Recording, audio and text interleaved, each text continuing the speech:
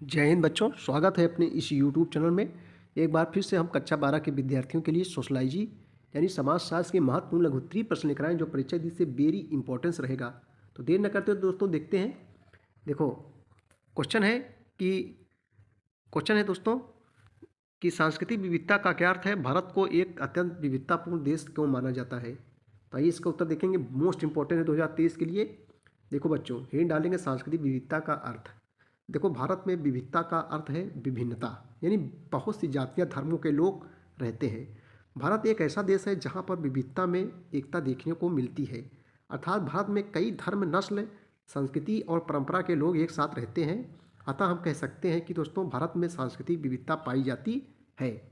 समझ रहे हो। चलो अब अगला हेड डालेंगे दोस्तों हम लोग, भारत को एक अत्यंत विविधतापूर्ण देश मानने का कारण।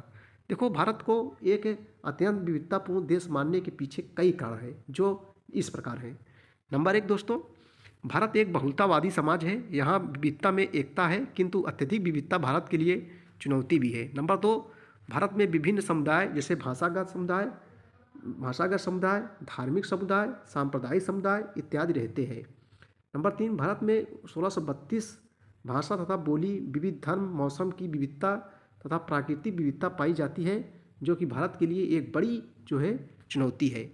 चलिए दोस्तों, हम लोग अगला क्वेश्चन देखेंगे, लघुत्तरीय क्वेश्चन। अल्पसंख्यक वर्ग क्या होता है, अल्पसंख्यक वर्गों को राज्य से संरक्षण की जरूरत क्यों होती है। देखो बच्चों, अल्पसंख्यक जो संख्या में कम होते हैं उन्हें हम लोग क्या कहते हैं, अल्पसंख्यक कहते हैं। नाम से लग रहा है अल्प, अल्प माने थोड़ा। वर्ग को क्या होता है, अल्पसंख्यक वर्गों को राज्य से संरक्षण की जरूरत क्यों होती है। तो आइए इसका उत्तर देखेंगे। देखो, हेड डाल लेंगे हम लोग अल्पसंख्यक वर्ग। सामान्यतः अल्पसंख्यक वर्ग से आशय उस समूह से है जो भाषा, धर्म एवं जाति की दृष्टि से बहुसंख्यक समुदाय से भिन्न एवं संख्या में कम है। प्रायः धनी लोगों को जो है अल्पसंख्यक वर्ग में नहीं रखा जाता। उनके उल्लेख के लिए कोई विशेषण जोड़ दिया जाता है, जैसे विशेषाधिकार प्राप्त अल्पसंख्यक। समाजशास्त्री समाजशास्त्री अवधारणा के अनुसार अल्पसंख्यक समूह के सदस्यों में सामूहिकता की भावना होती है। अल्पसंख्यक वर्गों को राज्य से संरक्षण की आवश्यकता। देखो बच्चों, धार्मिक एवं सांस्कृतिक रूप से अल्पसंख्यकों को बहुसंख्यकों के प्रभुत्व के कारण संरक्षण की आवश्यकता होती है। जो कम है संख्या में, जिसकी संख्या कम है, उनको जो है शक्ति की आवश्यकता होती है। इस तरह के समूह राजनीतिक रूप से भी असुरक्षित होते हैं। तो अतः हम कह सकते हैं दोस्तों, अल्पसंख्यकों को सरकार द्वारा संरक्षण दिया जाना इसलिए आवश्यक है ताकि वे राजनीति की मुख्यधारा में बहुसंख्यकों को की तरह ही शामिल हो सकें। चलिए अगला क्वेश्चन देखेंगे हम लोग, जो है भारतीय समाज में धर्म के महत्व की विवेचना कीजिए।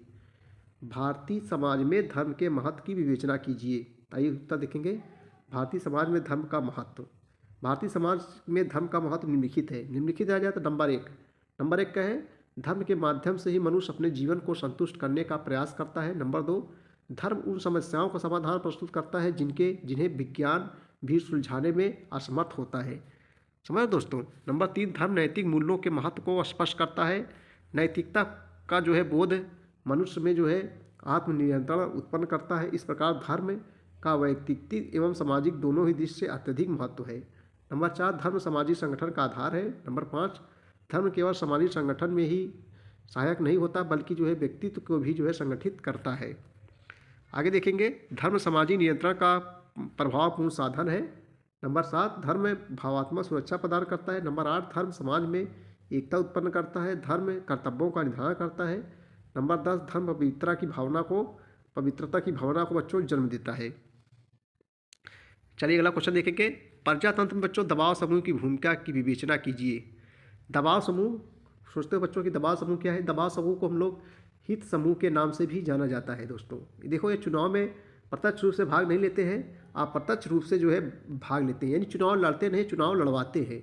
समझ रहे हैं बच्चों, उसी कहते हैं दबाव समूह। सरकार का दबाव डालकर जो है शासन करते हैं। तो आइए क्वेश्चन है कि प्रजातंत्र में दबाव समूह की भूमिका की विवेचना कीजिए। तो उत्तर हेडिंग डालेंगे हम लोग, प्रजातंत्र में जो है दबाव समूह की हुई भूमिका। दबाव समूह यही समूह सार्वजनिक नीति को प्रभावित करने के उद्देश्य से निर्मित निजी गुट होते हैं। नंबर एक, प्रजातंत्र में दबाव समूह को भूमिकाएं निम्नलिखित है। नंबर एक, दबाव समूहों को लोकतंत्र की अभिव्यक्ति का साधन माना जाता है। नंबर दो, शासन की सूचनाओं के गैर सरकारी स्रोत के रूप में दबाव समूह महत्वपूर्ण भूमिका को अदा करते हैं। नंबर 3, दबाव समूह स्वार्थ या हित विशेष की रक्षा के लिए सरकारी मशीनरी पर उपयोगी व सफल प्रभाव डालते हैं। दूसरे शब्दों में दबाव समूह शासन को प्रभावित करने वाले संगठन के रूप में जाने जाते हैं। समझ रहे हो दोस्तों, अभी हमने जो बताया, दबाव समूह अपने साधनों द्वारा सरकारी निरंकुशता को सीमित करते हैं। दबाव समूह द्वारा समाज और शासन में जो है संतुलन स्थापित रहता है। नंबर 6, दबाव समूह लोकतांत्रिक राज्य व्यवस्था में व्यक्तिगत हितों का जो है राष्ट्रीय हितों के साथ सामंजस्य स्थापित करते हैं।